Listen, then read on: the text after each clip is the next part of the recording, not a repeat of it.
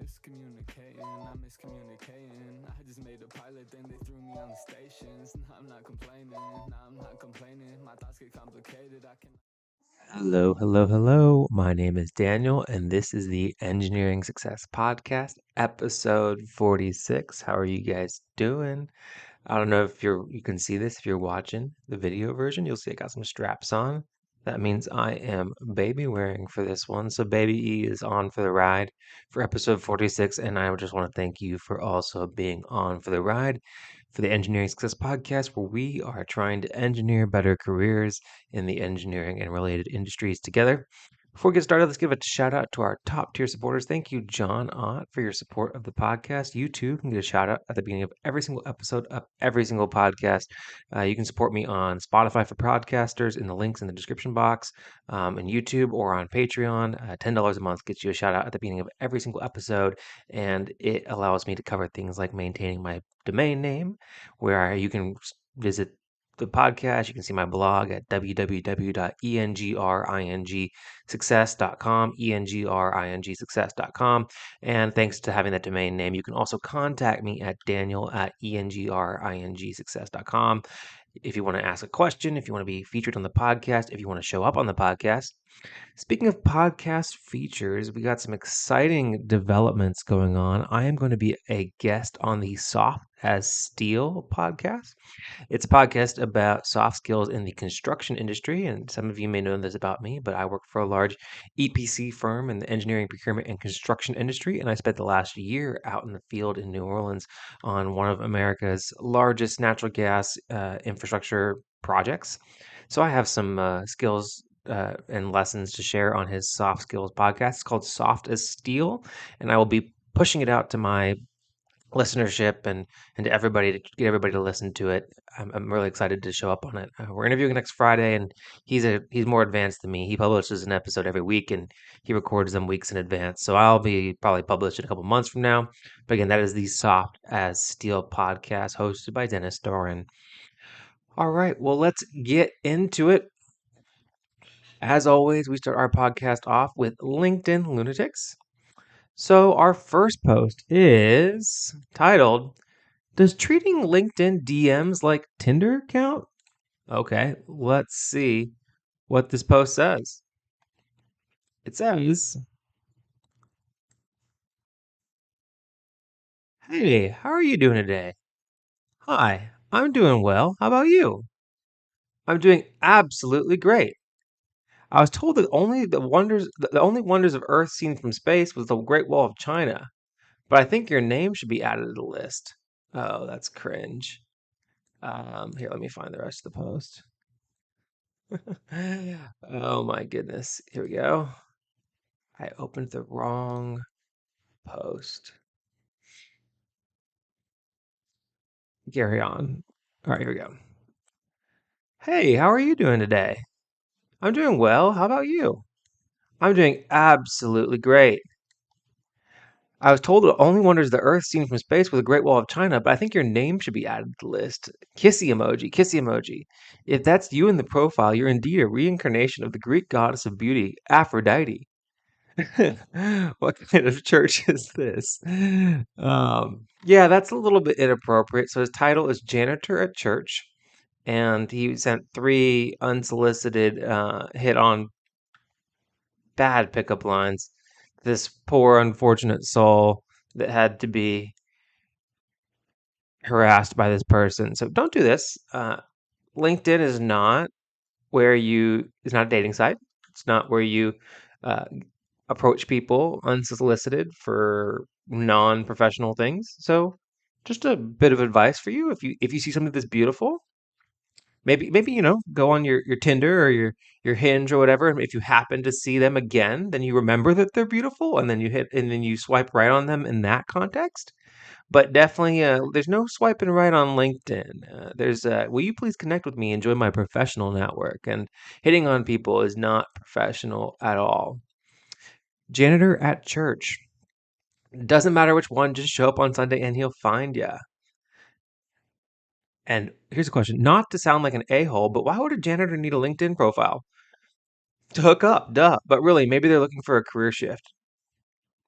Yeah, so this is not going to help you pivot into a new career if you are on LinkedIn harassing people. So that is my advice. If you are also a janitor at church, please do not hit on random people on LinkedIn. The next one is titled, "You have to hire me as a UX designer because I am a stripper. Otherwise, it's discriminatory." Hi, I'm the stripper in search of a UX career opportunity who wrote this Medium article, and I'm tired of hiding my value of being a self motivated, against all odds achiever because of everyone else's sex worker stigma. If sharing this means I won't ever get a UX job at your company, well, congratulations on your first step to recognizing your willingness to uphold discrimination. If your company chooses to hire me, know that you made the right decision in hiring a growth focused performer and lifelong learner. And the title of the article is 13 Reasons Why You Should Hire a Stripper to Your UX Team. Well, I can understand the situation that this person is in. They might have had a gap on their resume that they've had difficulties explaining, and maybe it's come up in interviews, and I don't know if it would come up in a background search, but it's come up probably before, and it's probably excluded them from work before. And what I'd say is there is nothing about her prior career as a stripper that would make her unqualified to be work in UX. If she's qualified to work in UX, then she should definitely get a job in it. And really, it's none of anybody's business, and nobody should really care that she had a prior career in sex work. It really is. Nobody should care about that. Nobody should care about that. Now, if I were in her situation, I'm not. Would I have written this article? Maybe, maybe not. But then again, it's catchy. It's going to draw a lot of attention. And again, as I said, nobody should care. It shouldn't matter. I mean, it is her prior line of work, and now all that matters is that uh, that that she's good at her job. Now, there might be some stigmas there, as she said, and there might be some people might think that she's less professional, but as long as she's professional in the work that she does, then who cares? Like, who cares? So I think it's catchy. I mean, I think it's definitely as you can see, 2,587 people have interacted with this post, 171 comments, 81 reposts. I mean, I wouldn't say that people are discriminating like in a traditional sense if they're not hiring her. I mean, yes, they're specifically not hiring her, so I guess that's kind of discriminating. But I mean, it's not discriminating if they don't hire her in like the traditional sense of discrimination, in my opinion. But is there anything wrong with her? No. I mean, as long as she's qualified, then who gives a crap? Here's a idea. If you have the idea, this is a top comment. If here's an idea, if you have the skills and talent to be a UX designer, why don't you apply for jobs on that basis and not bring up the fact that you're a stripper? Whether people are discriminating you on that basis is reasonable or not, I fail to see that how being a stripper is relevant or a useful experience. So maybe leave that part out. And more than anything else, she's the one bringing up the stripper part front and center instead of her UX skills and asking people to confront it head on. Well, she in the first paragraph of the article, she mentions that she previously did everything she could to hide it during the first paragraph of the article. Bad market, I guess. Yeah, so she tried everything she could to hide it, and um maybe it didn't work, but who cares? You know what? Good job. Go for you. I hope you get a job. I not a lunatic. Lunatic is definitely the church worker hitting on people on LinkedIn. Not a lunatic is somebody using whatever their experience is to try to leverage themselves into a job. Hey, we all try to use our resumes to leverage ourselves into a new job, right? And that's what she's doing, and it got her a lot of clicks. And maybe she got hired at a good company that is excited to have her there based on her skills and maybe even for her prior experience. So good for her. Good for you. All right. Next one. All right. So again, we had one not a lunatic, one very much so a lunatic. Let's see what the next one is. Again, person talking about their own experiences. I am going to find it harder to find them a LinkedIn lunatic. All right, next one. Tag her/him. when your HR is beautiful AF and she says, where do you see yourself after 5 years? Me, together. So when your HR, human resource manager, and this person is a human research manager, and she likes to let us know that she has 27,000 followers on LinkedIn. Good for her. Good for her.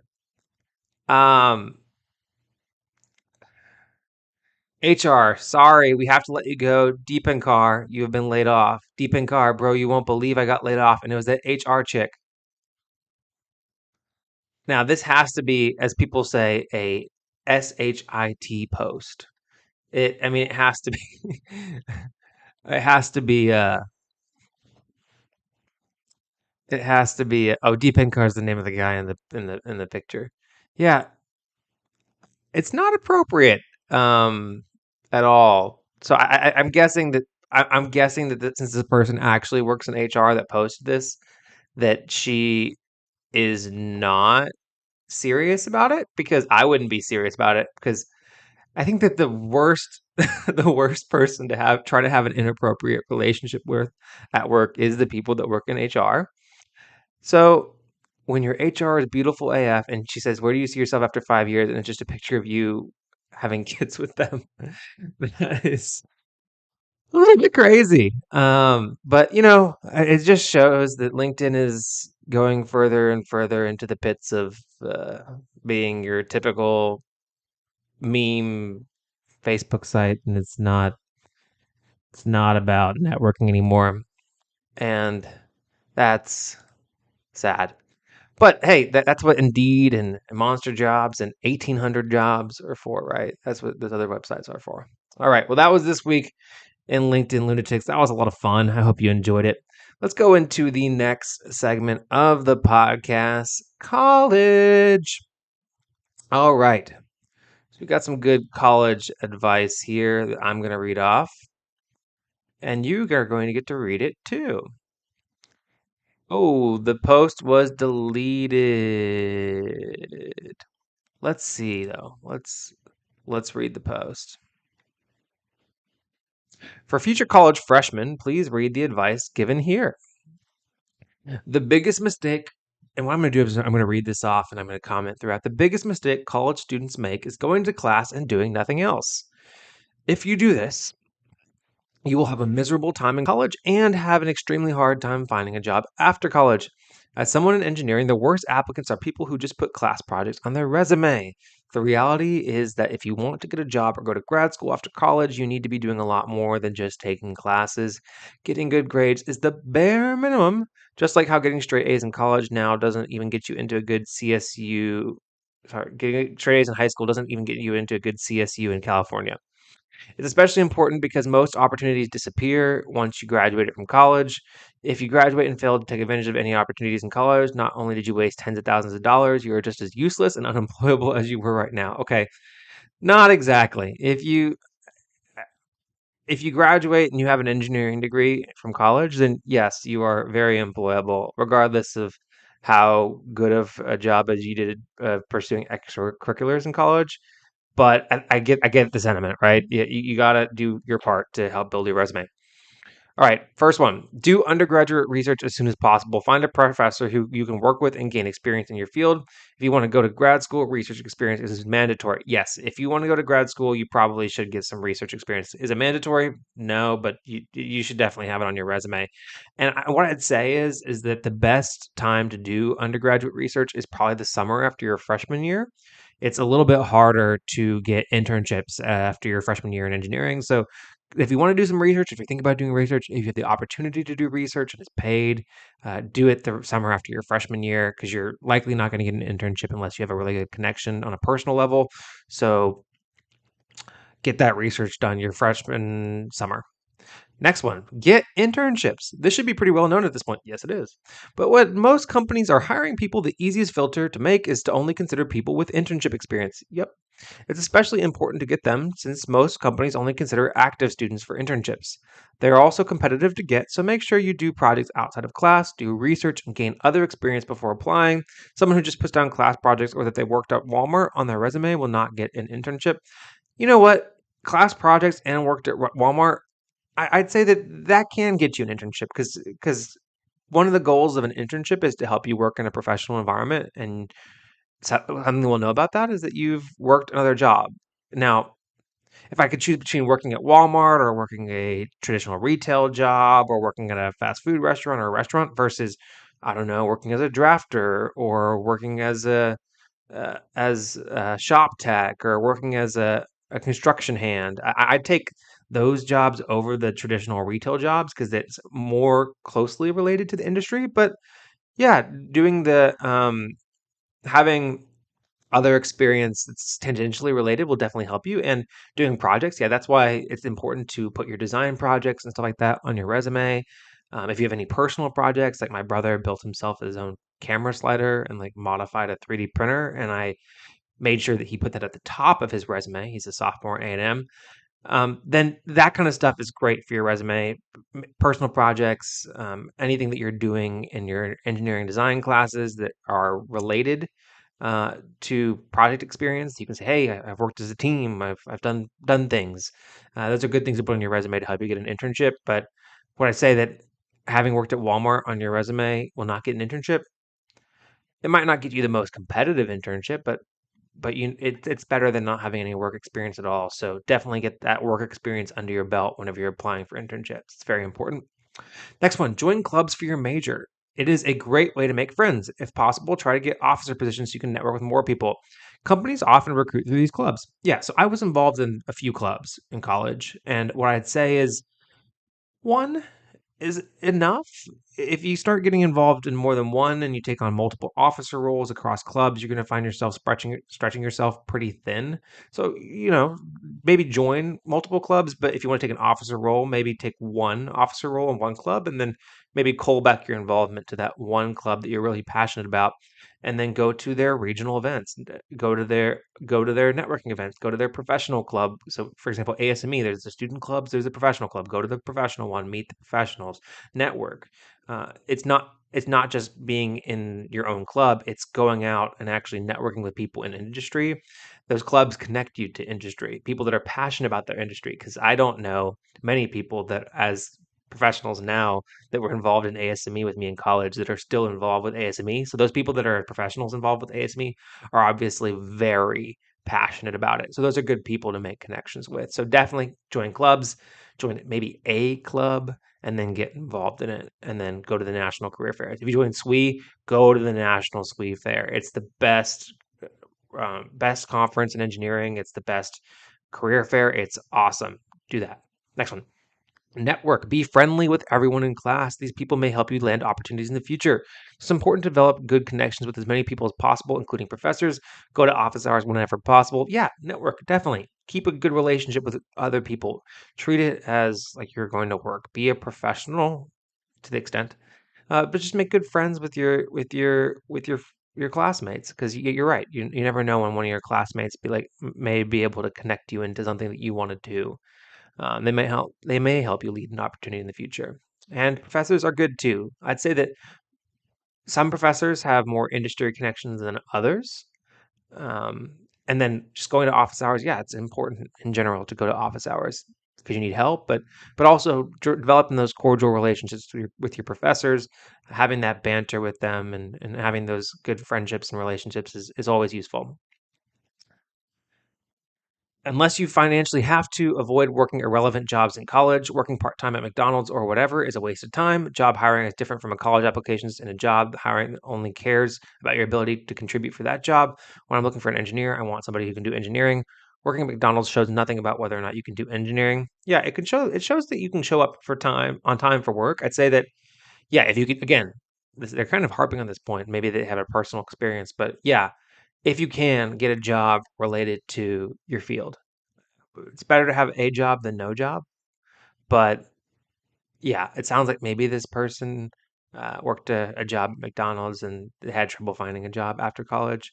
But hey, McDonald's has awesome programs for people that work there where they can pay for your tuition. So there's no shame in that. But yes, it does help your resume to have work experience that's related to your industry. So do whatever you can to do that. But hey, if you're in the McDonald's tuition program, then I'm not going to knock that at all.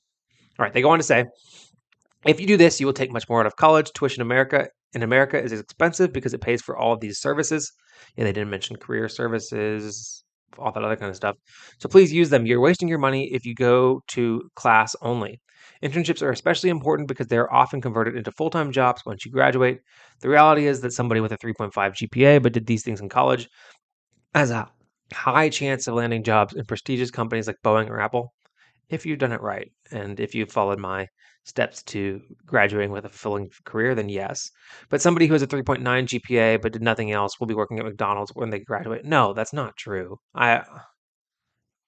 You will not be, if you get a 3.9 GPA, you're not going to be stuck at working at McDonald's. It might take you a little bit longer to find your first job if you have no other really experience on your resume, but if you are a talented engineer, then you're going to find a job. All right, they go on to say the worst mistake you can make is just going to class. So I wish them the best of luck. They have some good points there. I will say that if you have a great GPA and you're a great student and your involvement was minimal, it might take you a little bit longer to find a job, but you can still find a job. So let's not say that you're not going to find a job.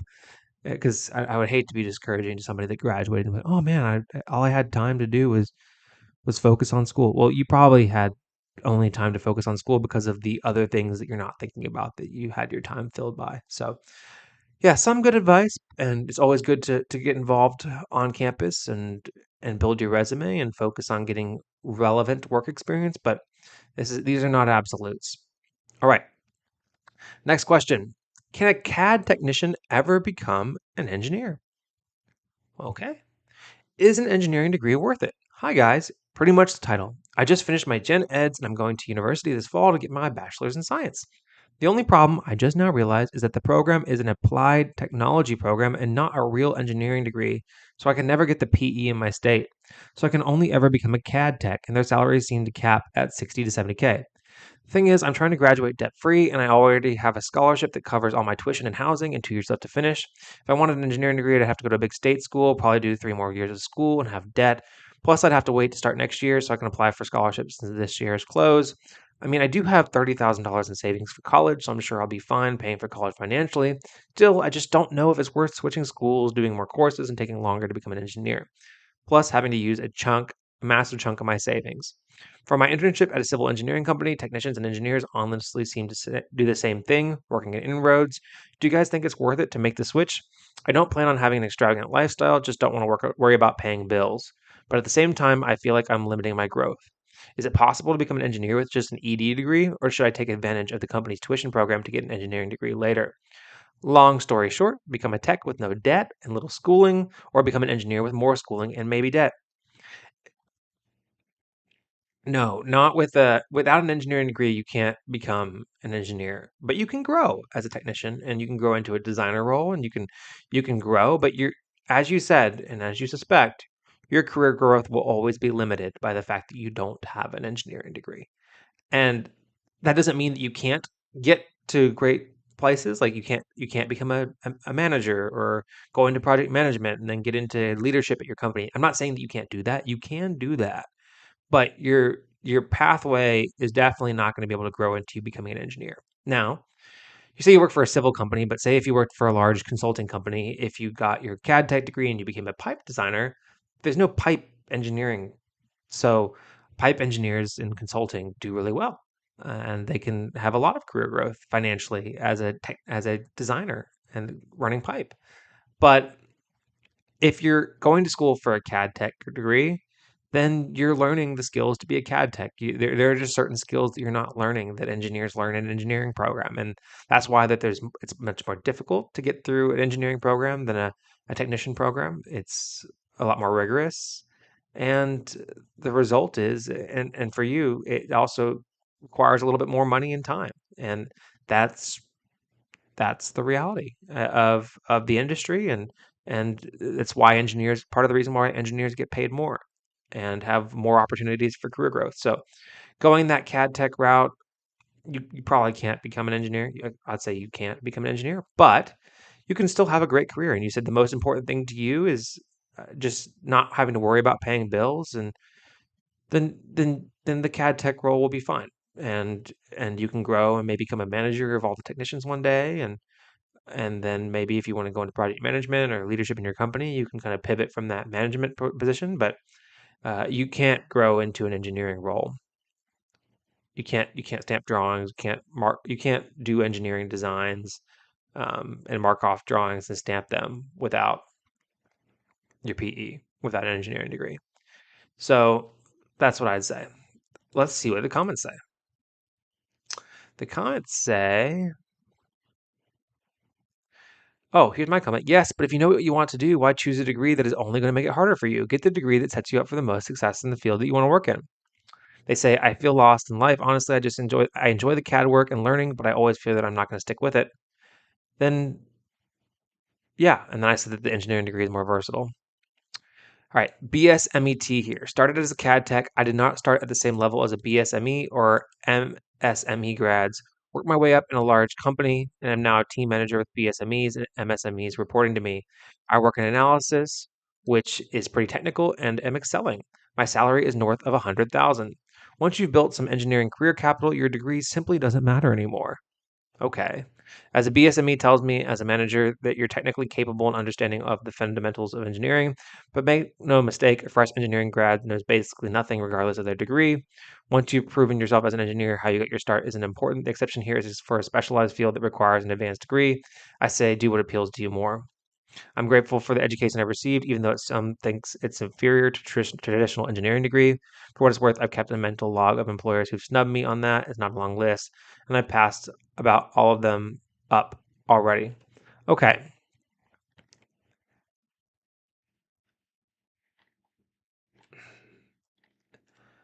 I I didn't realize it was a bachelor's of science in engineering technology. Well, and engineering technology is still um, a step in the in the right direction, but I don't know.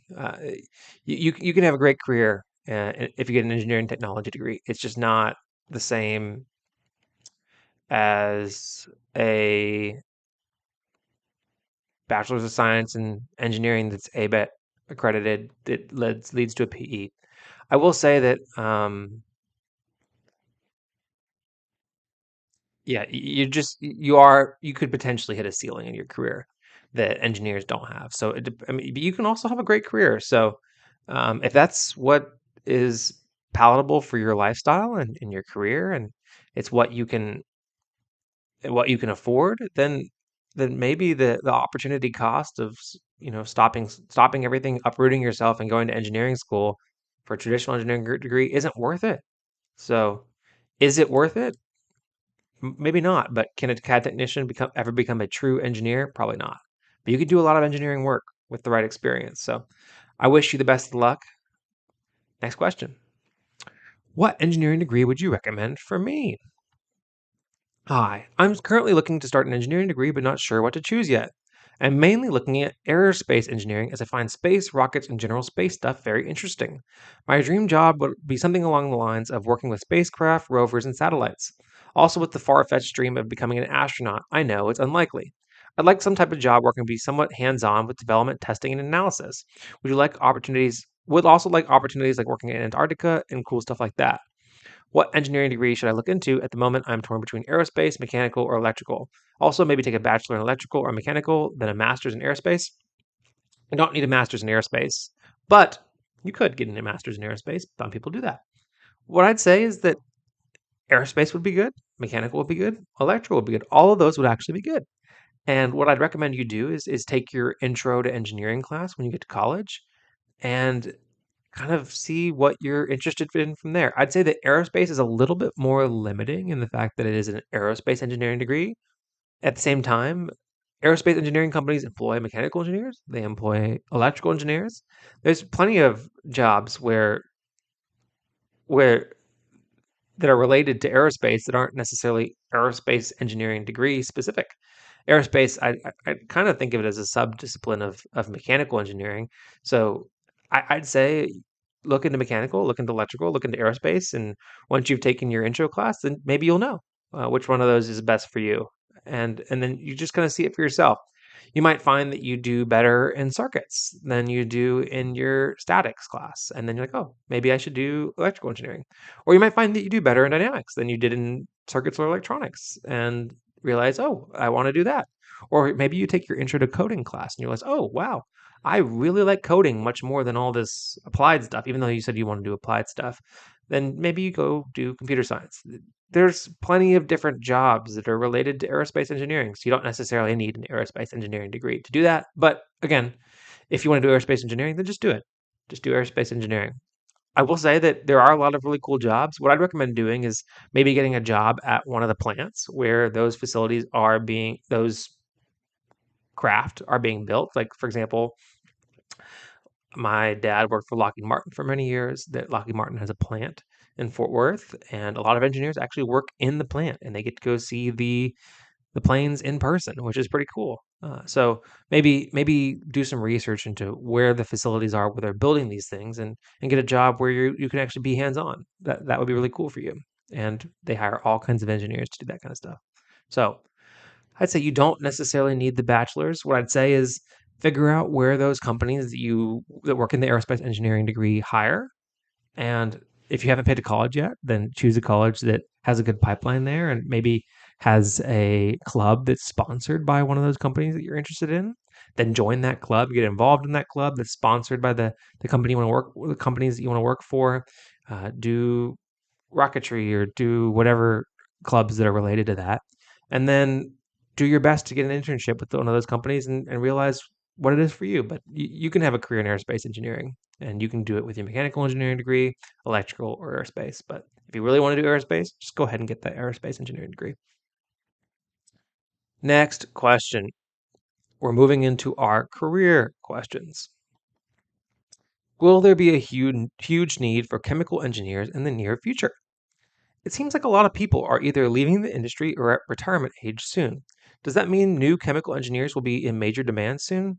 Maybe see a surge in opportunities like CS has in the past decade? Yeah, I think there will be a huge need for chemical engineers in the near future. There's a huge need for them now. We have a lot of new facilities. We have carbon capture technology. We have new ways of generating energy as part of the energy transition that we're going to need a lot of chemical engineers for.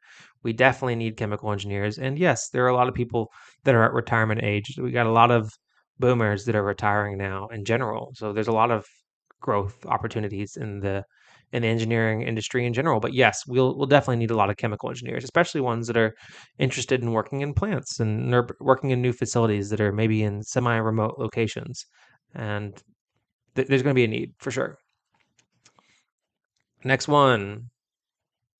Friend wants me to call a job he applied for and provide a personal reference. Just as the title says, buddy of mine applied for a job and wants me to call the place to provide a personal reference. Seems like a really bad idea because from my perspective, it's just pushy. It's not like they called me. He told me he already has listed me as a reference, just looking for other thoughts on this. Is it a good idea or a bad idea to call? I'd say it's a bad idea to call, especially if they haven't said, hey, unless your buddy said that the company wants you to call, which I don't know why they would say that. They have you down as a reference and they have your contact information. They would just call you. So again, unless they expect you to call, wouldn't call. I agree. Sounds pushy, maybe a little bit too much, and I don't think it's appropriate. So your gut is telling you the right thing. So go with your gut. Tell your buddy, hey, you put me down as a reference. They didn't tell me to call them. If they want to talk to me, they will give me a call. So yeah, best of luck to your buddy in getting a job, though. All right, next one. And the last question. Drinking with coworkers. For the second time since I started my new job, I was drunk in front of coworkers. First time was a team building event, and I felt really embarrassed afterwards because I was the most drunk one. Everyone else was drinking as well, but wasn't wasted. Also, it was sort of a company event, so they made it even worse. No one said anything about it afterwards. Now, I was out in a bar privately, and I saw the top managers. It's a flat hierarchy, and it's not strange for even entry level employees to be friends with the top execs at the same place. They invited me and my friend to join them, and then we went into a club and stayed out until the morning. We were all pretty drunk and had a good time. Now I'm being paranoid that it's not a really good look and that they will have a bad opinion about me, that I'm not serious and professional. Just wondering what are people's thoughts on this. I'm guessing since everyone else is drinking, it's fine. After the first time, I promised myself that I'd never drink with coworkers again because it's never just one drink with me. But the second time, I didn't know I would see them at all, and I was already drunk by the time we got together. Do you think that this will affect people's perception of me? Side note, as I said, I just started. I'm doing pretty good so far, and I'm doing my best at least, and working very hard. Here's what I'd say. The first one's on you. The first time that you got drunk at a company event is on you. That's on you. And you should not get drunk at a company event. My rule of thumb is that if I'm drinking at a company event, then I never have more than 2 drinks in my system at a time. So, 2 drinks an hour max, and even then, that's really too much. I want to be completely cognizant of myself because you never if you get drunk, then you can do something that you regret, and then you can let other people off. You can affect other people's perception of you for sure. You can 100% affect other people's perception of you. So you should not get drunk at a team building event. Even if the company is paying for unlimited drinks, that does not mean drink unlimited drinks. And if you say, just like you said, because it's never just one drink with you, then you need to work on that. And you need to practice drinking in an environment where you stop drinking. Have a friend, have a buddy, have somebody that you go drinking with your friends and then say, "Hey, I'm only going to have 2 drinks tonight." And then hold yourself to it cuz you need to learn how to manage your alcohol. Cuz it sounds like you do have a problem in managing your alcohol in general. Cuz you said because I was the most drunk one, everyone else was drinking as well but wasn't wasted. Yeah, you should never get wasted at a company event ever. Ever. Now, the other one, you ran into your managers in a bar and they invited you to go out with them and that you were both drinking on your own time and you had a good time and nobody said anything about it to you, probably fine. It's probably fine. You probably that those moments where you get to go and not be at those serendipitous moments where you run into coworkers and you're having a good time, regardless of the context. Those are just the things that you bond with your coworkers over. So company event, getting wasted, being the only one wasted, bad. But drinking with coworkers on your own time or drinking with coworkers and being at the same level and nobody's saying anything about, hey, you embarrass yourself, you're probably fine. Maybe just find the person that you're closest with and say, hey, next time you see him, say, hey, it was so fun running into you last weekend. I had such a good time. Hope I wasn't too much. LOL. And then you can kind of see based on their reaction, or like say, "Hey, oh my gosh, remember when we did this? That was so fun." Catch them like away from work, but you can kind of get a vibe of how they feel about it. But yeah, keep on working hard. Um, Promising yourself that you'd never drink with coworkers again, probably too much. There's nothing wrong with drinking with coworkers as long as you can manage yourself. So you're reasonably paranoid. Again, the first time, embarrassing, but hey, you were new. You're probably young. You're probably early in your career. Stuff like that happens. So just don't make a habit about it, and keep on doing good work, and maybe check in with one of your coworkers and that you went out with it that second time, and just keep on moving on with your career. Let's see what the comments say. Honestly, just don't be that guy, and you are fine. I was that guy once or twice, but other peers have been that guy too. It's only created camaraderie in the end and funny stories. I didn't do anything too embarrassing besides puke and have a miserable next day sitting through a training. My bosses still share stories of nights out with people even further up the company, not to mock them or judge, but to share good times that create memories and bonds which strengthen you in the workplace. I see a lot of comments about separating work and personal life, and that may work in their careers, but I could not imagine someone being that shut off from their peers, creating a strong network and support system to create upward acceleration. Then again, every company is different. My experience is from a major OEM. They say Elaine's Dance. Somebody else says, no, drinking and going out with coworkers every few months is a great way to build camaraderie. And then the next person said, this is great advice. Just do keep in mind the degree to which you drink. It should not always be to where you get wrecked. From life's perspective, not job, that's not a good thing to do. Again, the first one wasn't great. Getting drunk enough to be embarrassed at a company event isn't good, but the second time was good for you. You were invited to get drunk with upper management. You all got very drunk together, and you all were equally drunk. That's a good thing to do. That's kind of my perception. So don't worry about it too bad. In general, figure out how to handle yourself, your alcohol in general, and then you'll be just fine. All right, guys. Well, thank you so much for hanging out with me for this episode of Engineering Success Podcast. I'm hanging out with baby E here. We're going to go to church. But we really appreciate you guys hanging in here with us and supporting the podcast. Remember, you can support us by liking, share, commenting below, commenting anywhere, sharing with other people that are young professional engineers, young engineering professionals trying to get their career started, or people that are aspiring to be engineers. That is my audience. I really appreciate you guys, and keep an eye out for my interview on the Soft as Steel podcast. All right. Check in with you next time. Bye.